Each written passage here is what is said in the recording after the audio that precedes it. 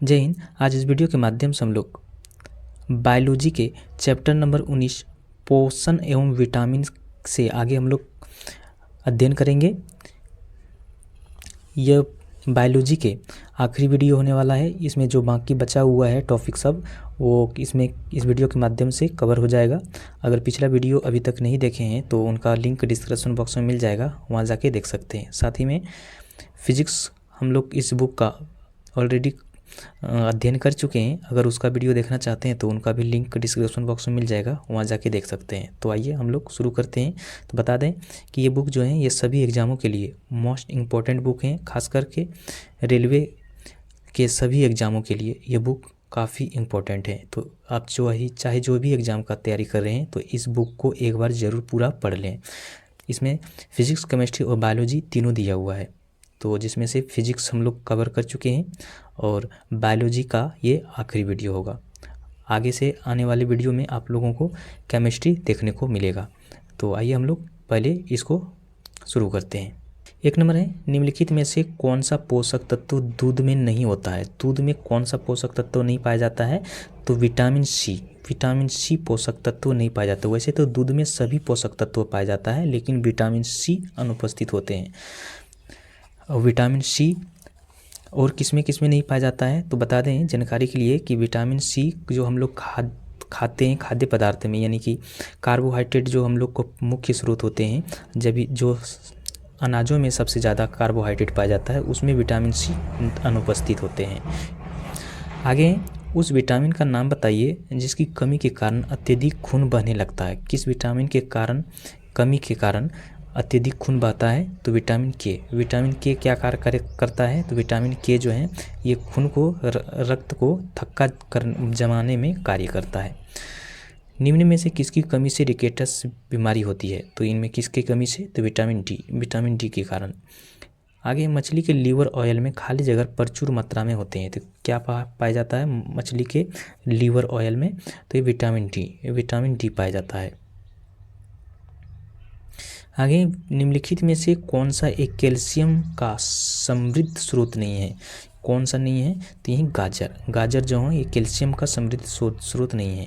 आगे घाव को भरने में सहायक विटामिन है। घाव को भरने में सहायक विटामिन कौन से हैं? तो यही विटामिन सी है।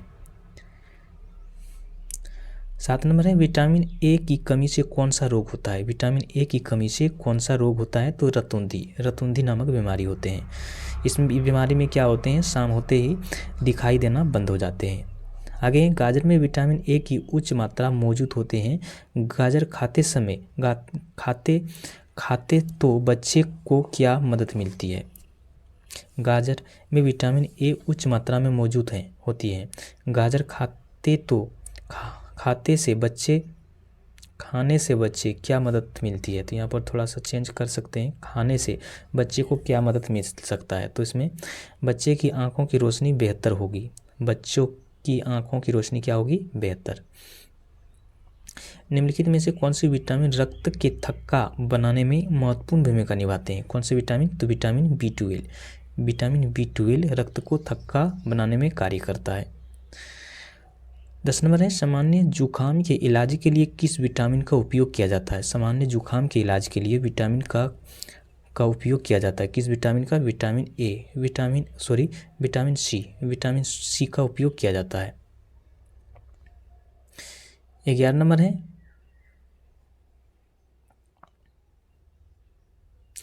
नंबर है, पेलुग्रा खाली जगह के कारण होते हैं। क्या? ये नियासिन की कमी के कारण। विटामिन के प्राकृतिक रूप से खाली जगह में पाए जाने वाले जीवाणु द्वारा निर्मित होते हैं। किसके रूप में पाए जाने वाला? तो ये आंत में पाए जाने वाले जीवाणु द्वारा निर्मित होते हैं। जिसका राइट आंसर हो जाएगा डी नंबर। 13 नंबर है, राइबोफ्लेविन क्या है? राइबोफ्लेविन क्या होते हैं? तो यह एक प्रकार का विटामिन होते हैं। ये विटामिन का नाम है। आगे निम्नलिखित में से किस विटामिन में कोबाल्ट नामक खनिज पाया जाता है? निम्नलिखित में से किस विटामिन में कोबाल्ट नामक खनिज पाया जाता है? तो किस विटामिन में? तो विटामिन 12 में पाया जाता है। आगे है, कोबालमिन को खाली जगह भी कहते हैं। कोबालमिन को क्या कहते हैं, तो ये विटामिन ए का रासायनिक नाम है। विटामिन ए का रासायनिक नाम, सॉरी, विटामिन B12 का रासायनिक नाम है। विटामिन B12 का कोबालमिन रासायनिक नाम है। आगे खाली जगह में विटामिन डी सबसे ज़्यादा होते हैं। खाली जगह में विटामिन डी सबसे ज़्यादा होते हैं किसमें, ये कॉल्ड लिवर तेल यानी मछली के तेल में। कॉल्ड लिवर तेल यानी मछली के तेल में। इसका राइट आंसर हो जाएगा सी नंबर। 17 नंबर है, निम्न में किसमें विटामिन सी की मात्रा सर्वाधिक होती है। निम्न में किसमें विटामिन सी की मात्रा सबसे अधिक होती है, तो ये संतरा में सबसे अधिक होते हैं। वैसे तो विटामिन सी सबसे ज़्यादा आंवला में पाया जाता है, लेकिन इसमें आंवला का ऑप्शन नहीं दिया तो संतरा में हो जाएगा। आगे निम्नलिखित में से क्या आंत के जीवाणुओं द्वारा संश्लेषित होते हैं, तो क्या हो जाएगा vitamin B12। Vitamin B12। 19 number है, विटामिन डी का स्रोत है। विटामिन डी का स्रोत क्या है, तो ये सूर्य की किरणें। आगे विटामिन सी को खाली जगह भी कहा जाता है। विटामिन सी को क्या कहा जाता है, एस्कॉर्बिक अम्ल कहा जाता है। 21 नंबर है, निम्नलिखित में से विटामिन ए का अच्छा स्रोत क्या है। विटामिन ए का अच्छा स्रोत क्या है, तो यही गाजर है। 22 नंबर है, नीचे एक अभिकथन ए और कारण आर दिया गया है। अभिकथन ए, बेरी एक विषाणु जनित संक्रमण है। कारण आर, विटामिन की कमी बीमारियों का कारण बनाती है। सही विकल्प चुनें। इनमें से सही विकल्प कौन सा हो जाएगा, एक गलत है लेकिन आर सही है, तो ये हो जाएगा इसका राइट आंसर। 23 नंबर है, विटामिन ए किससे संबंधित है। विटामिन ए किससे संबंधित है, तो ये रेटिनॉल से संबंधित है। 24 नंबर है, रतौंधी रोग खाली जगह की कमी के कारण होते हैं। रतौंधी रोग खाली जगह की कमी के कारण होते हैं। किसकी कमी के कारण, तो विटामिन ए की कमी के कारण होते हैं। 25 नंबर है, कौन सा विटामिन शरीर में कैल्शियम के अवशोषण को बढ़ाता है। कौन सा विटामिन शरीर के कैल्शियम के अवशोषण को बढ़ाता है, तो ये विटामिन डी। निम्न में कौन सा जिंक का उच्चतम स्रोत है। जिंक का उच्चतम स्रोत कौन सा है, तो ये तारबूज होते हैं। 27 नंबर है, विटामिन क्या है। विटामिन क्या होता है, तो ये कार्बनिक यौगिक होते हैं, एक प्रकार का कार्बनिक यौगिक। 28 नंबर है, विटामिन B1 को खाली जगह भी कहा जाता है। विटामिन B1 को क्या कहा जाता है, तो ये थायमिन। विटामिन B1 का रासायनिक नाम क्या है, थायमिन है। आगे निम्नलिखित सब्जियों में से विटामिन सी किस में पाया जाता है। निम्नलिखित सब्जियों में से विटामिन सी किस में पाया जाता है, तो ये मिर्च में पाया जाता है। 30 नंबर है, केला किस विटामिन का एक अच्छा स्रोत है। केला में कौन सा विटामिन पाया जाता है, तो विटामिन बी पाया जाता है। विटामिन सी का मुख्य स्रोत है। विटामिन सी का मुख्य स्रोत क्या है, तो ये कच्चे एवं ताजे फल हैं। बेरी किस वजह से उत्पन्न होता है। बेरी बीमारी किस वजह से उत्पन्न होता है, तो विटामिन B1 की कमी के कारण। विटामिन B1 की कमी के कारण होते हैं।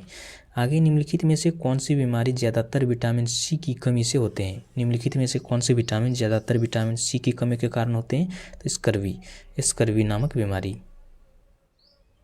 ये वहाँ अब है पारिस्थितिकी एवं प्रदूषण के जितने भी ये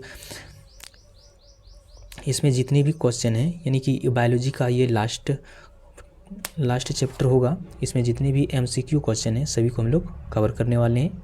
तो वीडियो अच्छा लगे तो एक लाइक ज़रूर कर दीजिएगा। 1 नंबर है, केचुआ की सहायता से कंपोस्ट तैयार करने की विधि को कहलाती है। इस विधि को क्या कहलाती है, तो ये कृमि खाद कहलाती है।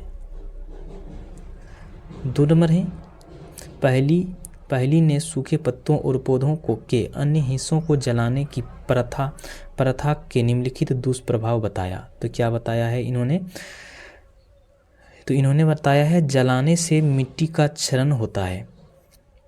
इसके बाद जलाने से हानिकारक गैसें या धुआं निकलती है।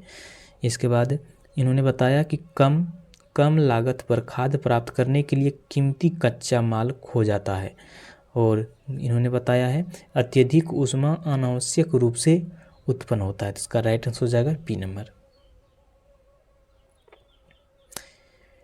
3 नंबर है, जानवरों की कुछ अनुकूली विशेषताएं नीचे दी गई है।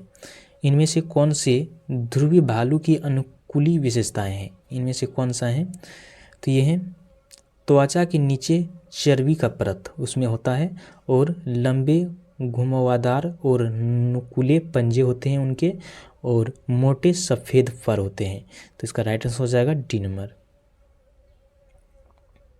4 नंबर है जंगली भैंसा एक संघटापन स्पीशीज है क्योंकि इसकी संख्या घट रही है, 5 नंबर है इनमें से किस अपशिष्ट को जीवाणु या अन्य मृत जीवी द्वारा विघटित नहीं किया जा सकता है? तो ये प्लास्टिक से। आगे नीचे दिए गए आहार श्रृंखला में मान लीजिए कि चौथा पेशी स्तर पर ऊर्जा की मात्रा 5 किलो जूल है, जो बताइए कि उत्पादन स्तर पर कितनी ऊर्जा उपलब्ध होगी। तो ये कितनी ऊर्जा उपलब्ध होगी? तो ये हो जाएगा 5000 किलो जूल। 7 नंबर है एक आहार श्रृंखला में तीसरे पोषी स्तर पर हमेशा कौन होता है? तो ये होते हैं मांसाहारी प्राणी होते हैं। आगे निम्नलिखित में से कौन सा वर्ग आहार श्रृंखला का संघटक नहीं है? तो ये कौन सा नहीं है? तो ये होते हैं प्लावक, मानव, मछली और टिड्डा, और भेड़िया, घास, सांप और बाघ, ये होते हैं। इसका राइट आंसर हो जाएगा सी नंबर। 9 नंबर है किसी आहार श्रृंखला में गैर जैवनीकरणीय पीड़कनाशियों के प्रत्येक उच्चतम पोषी स्तर पर बढ़ती हुई मात्रा में एकत्रित होते जाना क्या कहलाता है? तो ये क्या कहलाता है? ये कहलाता है जैव आवर्धन कहलाता है। आगे निम्न में से कौन से पहले पोषी स्तर पर होते हैं? इनमें से कौन पहले पोषी स्तर पर होते हैं? तो ये उत्पादक होते हैं। 11 नंबर है वे जीव जो सौर ऊर्जा का प्रयोग करते हुए अकार्बनिक यौगिक से कार्बोहाइड्रेट का संश्लेषण कर लेते हैं, निम्नलिखित में क्या कहलाते हैं? तो ये उत्पादक कहलाते हैं। आगे खाद्य, वर्धित आहार और कटाव वे प्राचीन संरचनाएं हैं जो निम्नलिखित में से किसके लिए प्रयोग की जाती है? तो किसके लिए? तो ये जल संभारण के लिए प्रयोग किए जाते हैं। 13 नंबर है हमारे देश में बड़े वन क्षेत्रों को साफ कर दिए गए हैं और पौधों के केवल एक ही स्पीशीज की खेती की जाती है। यह पद्धति प्रोत्साहित करती है, तो क्या करती है? क्षेत्रों में एकल कृषि को। 14 नंबर है निम्नलिखित में से कौन सा कथन किसी पारिस्थितिकी तंत्र में एक अजैविक घटक की एक जैविक घटक के साथ अन्योन्य क्रिया को दर्शाता है? तो कौन? केचुआ द्वारा मिट्टी में बिल बनाना।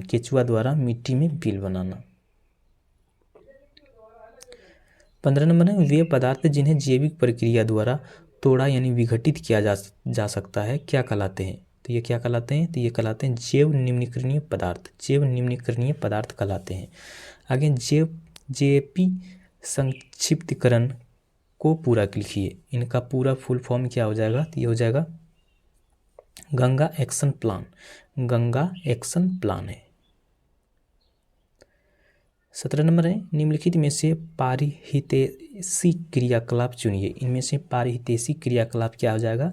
ये हो जाएगा सिंचाई के लिए बिजली के उत्पादन हेतु पवन मिलों का उपयोग करना। इसका राइट हो जाएगा डी नंबर। 18 नंबर है बाढ़ के पानी से जलमग्न नालियों के आर पार छोटे छोटे रोक बांध बनाना महत्वपूर्ण होता है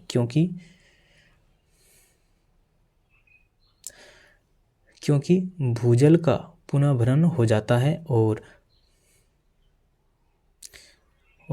पानी रोके रखते हैं और मृदा कटाव को नहीं होने देते हैं। तो इसका राइट आंसर हो जाएगा बी नंबर। आगे इनमें से कौन सा पारिस्थितिकी तंत्र का एक अजैविक घटक है? इनमें कौन है? तो ये है मृदा। सही क्रम का चयन कीजिए। इनमें से जो सही है उसको क्रमित करना है। तो ये हो जाएगा वायुमंडल में CO2, पादपों में जैव कार्बन, जंतुओं में जैव कार्बन और मृदाओं में अकार्बनिक कार्बन हो जाएगा। इसका राइट आंसर हो जाएगा बी नंबर। 21 नंबर है, वनस्पति रहित मृदा पर जब वर्षा होते हैं तो क्या होते हैं? तो ये होते हैं वर्षा का जल मृदा सतह को हानि पहुंचाता है। वर्षा का जल मृदा सतह को हानि पहुंचाता है। इसका राइट आंसर हो जाएगा बी नंबर। 22 नंबर है, वायुमंडल में कार्बन डाइऑक्साइड की मात्रा की वृद्धि से क्या नहीं होगा? तो क्या नहीं होगा? तो ये मरुस्थलीय पादपों का प्रचुरता, मरुस्थलीय पादपों की प्रचुरता। आगे निम्नलिखित में से खाद्य श्रृंखला यानी फूड चेन का दूसरा पौष्टिक स्तर क्या है? तो क्या होता है? तो ये होते हैं चूहा, ये होते हैं चूहा। 24 नंबर है, उपयुक्त खाद्य श्रृंखला इनमें से कौन है? उपयुक्त खाद्य श्रृंखला इनमें से क्या है? तो ये उत्पादक, शाकाहारी और मांसाहारी। उत्पादक, शाकाहारी और मांसाहारी होते हैं। आगे इनमें से कौन सा एक सेप्रोट्रोफ है? इनमें से कौन सा एक सेप्रोट्रोफ है? तो कौन है? तो ये कुकुरमुत्ता, ये होते हैं कुकुरमुत्ता। 26 नंबर है, प्राथमिक उपभोक्ता कौन है? इनमें से प्राथमिक उपभोक्ता कौन है? तो ये शाकाहारी, शाकाहारी होते हैं प्राथमिक उपभोक्ता। इनमें से कौन पारिस्थितिकी तंत्र का जैविक संगठक नहीं है? जैविक संगठक इनमें से कौन नहीं है? तो ये है जलवायु, जलवायु। आगे प्रकृति के क्लियरेंस, आगे प्रकृति के सेल्युलर्स इसमें से कौन है?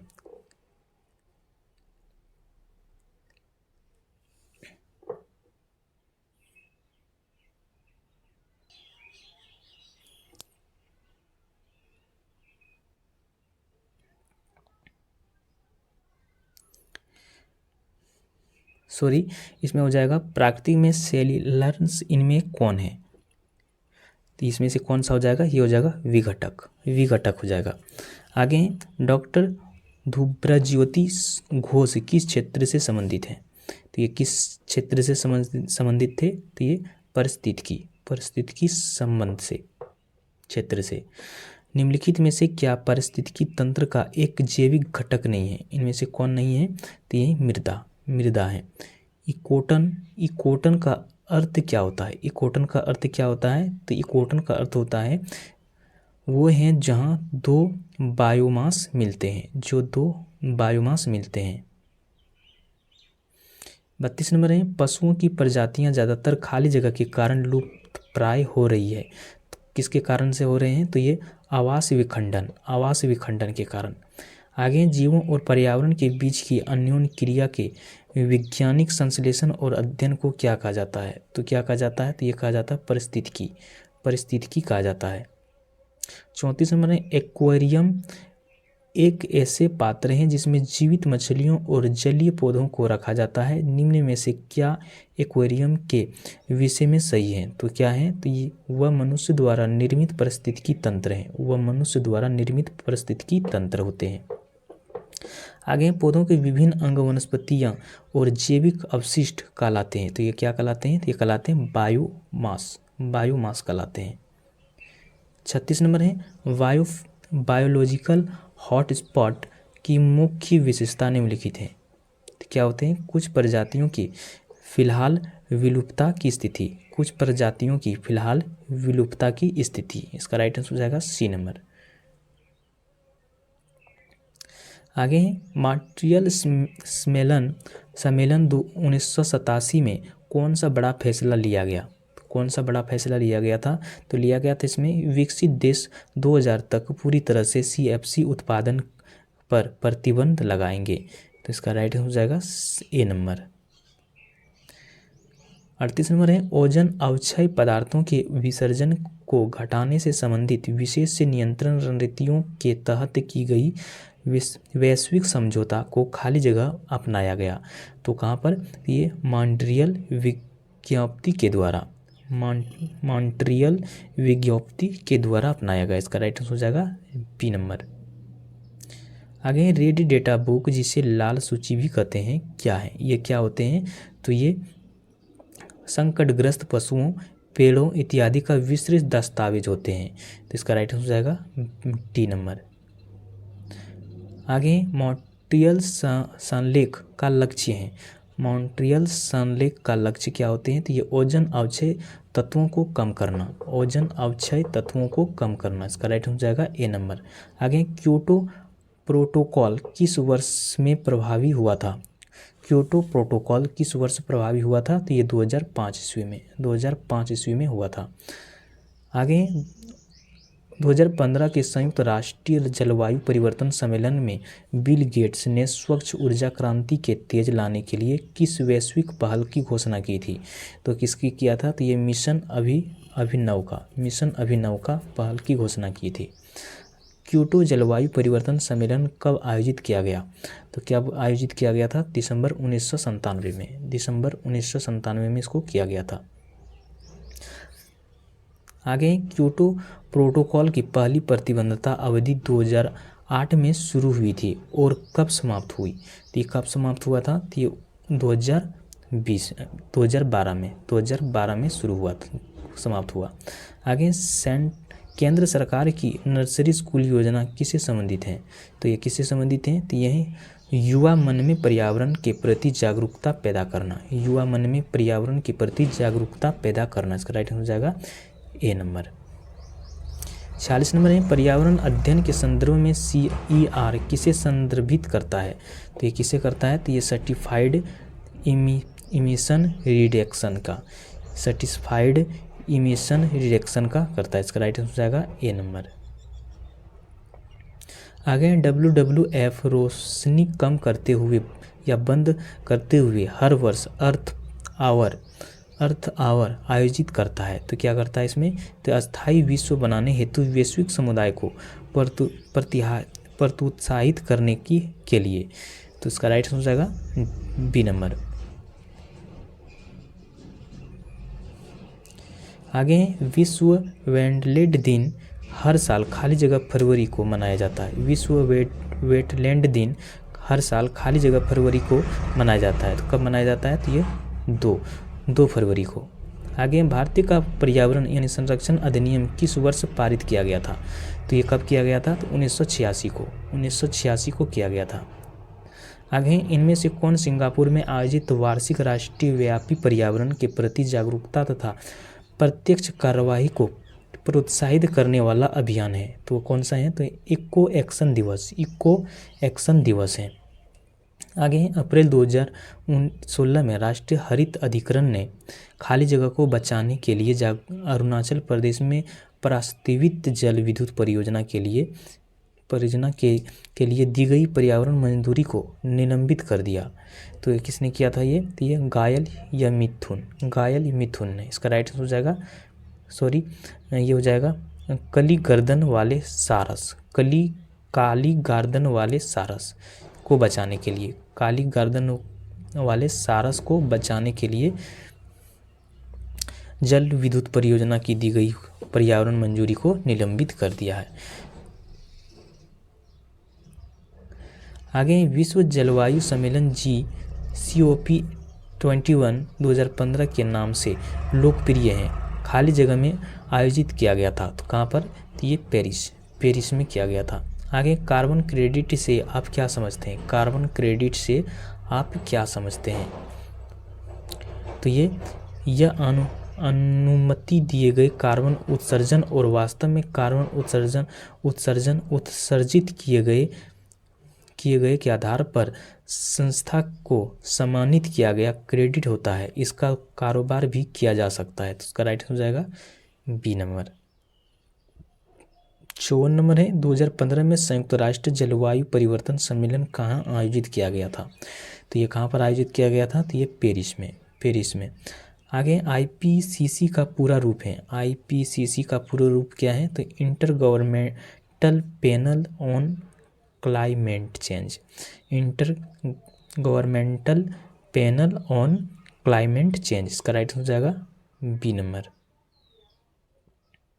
आगे खाली जगह प्रजातियां IUCN की वर्गीकरण में संकटग्रस्त प्रजातियों की श्रेणी में नहीं है। तो कौन सा? तो ये नुकसान पहुंचाने वाली प्रजातियां। आगे जंगलों में संरक्षण और नए पेड़ों के रोपण हेतु लोगों में जागरूकता पैदा करने के लिए वर्ष 1950 में खाली जगह द्वारा वन महोत्सव की शुरुआत की गई थी। तो किसके द्वारा? के.एम. मुंशी के द्वारा, के.एम. मुंशी के द्वारा। आगे किस केंद्र मंत्रालय ने 2018 में ग्रीन गुड डीड्स अभियान शुरू किया गया था? तो ये पर्यावरण, वन और जलवायु परिवर्तन मंत्रालय के द्वारा। इसका राइट हो जाएगा बी नंबर।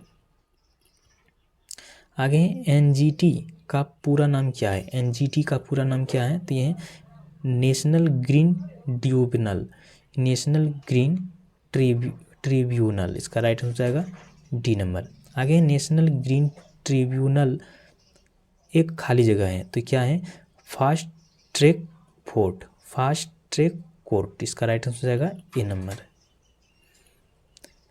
61 नंबर है पारिस्थितिकी शब्द को सर्वप्रथम प्रतिपादित करने का श्रेय किसे जाता है? तो ये किसे जाता है? तो रीटर को जाता है। आगे पारिस्थितिकी निम्नलिखित के बीच पारंपरिक संबंध का अध्ययन है, तो किसके? तो जीव और वातावरण के, जीव और वातावरण के हैं। आगे पारिस्थितिकी तंत्र के दो घटक कौन कौन से हैं? तो कौन से हैं? तो जैविक और अजैविक, जैविक और अजैविक हैं। निम्न में से कौन पारितंत्र के अजैविक घटक हैं? इनमें से कौन है? तो ये जल है।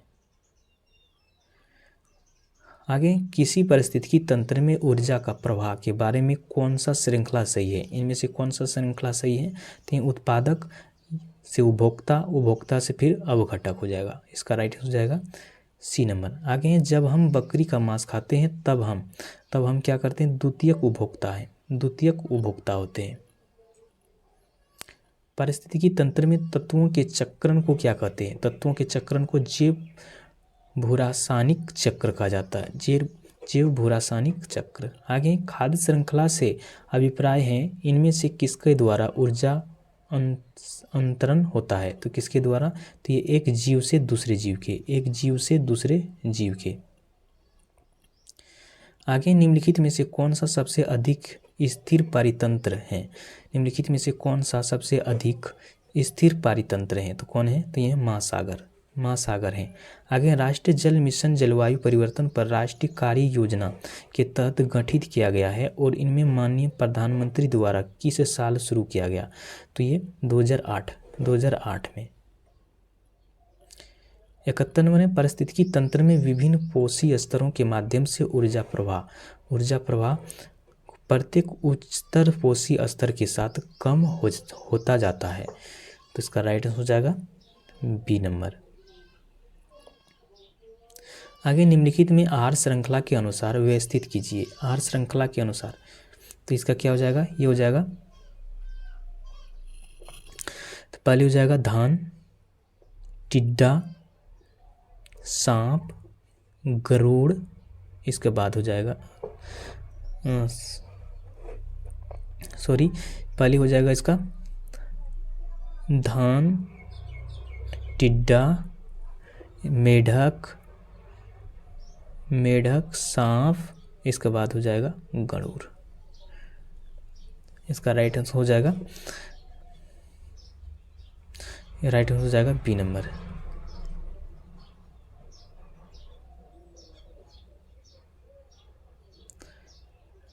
तिहत्तर नंबर है इनमें से कौन सी जैव निम्नीकरणीय से सटीक परिभाषा है? कौन सा है? तो ये है सजीवी के क्रिया द्वारा हानिरहित उत्पादों में विघटित होने का सक्षम। तो इसका राइट हो जाएगा बी नंबर। 74 नंबर है संरक्षित क्षेत्रों की स्थापना का उद्देश्य क्या होता है? संरक्षित क्षेत्रों की स्थापना का उद्देश्य क्या होता है? तो ये होते हैं प्राकृतिक पारितंत्र को संरक्षित करना, प्राकृतिक पारितंत्र को संरक्षित करना। निम्न में कौन सा अजैव निम्नीकरणीय है? अजैव निम्नीकरणीय कौन है? तो ये है नायलॉन, ये है नायलॉन। 76 नंबर है एक कथन और उसके बाद दो निष्कर्षण 1 और 2 दिए गए हैं। कथन में दिए गई जानकारी को सत्य मानते हुए विचार करें कि भले ही सामान्यतः ज्ञात तथ्यों से भिन्न प्रतीक होते हैं और